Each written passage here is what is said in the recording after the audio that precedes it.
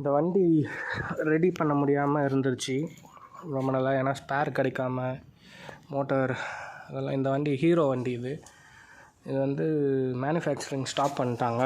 இந்த வண்டிக்கு கண்ட்ரோலரும் ஃபால்ட்டு போயிட்டு இருந்துச்சு. மோட்டரும் வந்து வாட்டர் டேமேஜ் ஆகி போயிட்டு இருந்தது. ரெடி பண்ணியிருக்கு. கொஞ்ச நாள் லேட்டாக தான் ஆச்சு. ஆனால் வந்து ஸ்பேர் கிடச்சிது, உடனே ரெடி ஆகிடுச்சு. பாருங்கள் எந்த அளவுக்கு தண்ணியில் டேமேஜ் ஆகிருக்கு பாருங்கள்.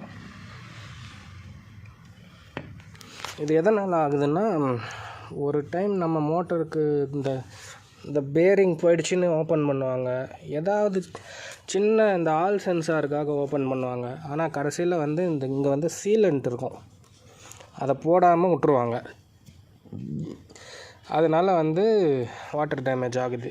அது இல்லைனாலும் இந்த வழியாக இருந்து கூட வாட்டர் டேமேஜ் ஆகும். தண்ணி உள்ளே போகும். அது போகக்கூடாதுன்னா அங்கேயும் சீலண்ட் இருக்கும். இந்த கப்பை கழட்டிட்டு அங்கே சீலண்ட் போட்டு தான் நம்ம மாட்டணுமே. ஒவ்வொரு டைம் நம்ம கழட்டினாலுமே இந்த மாதிரி பண்ணாமல் விடுறதால தான் இந்த மாதிரி மோட்டரே வந்து இந்த அளவுக்கு டேமேஜ் ஆகுது. காயிலே போயிடுச்சு இந்த மோட்டருக்கு. இப்போ வேறு ஒரு செகண்ட் ஹேண்டு புதுசு மோட்டர் கிடைக்கல.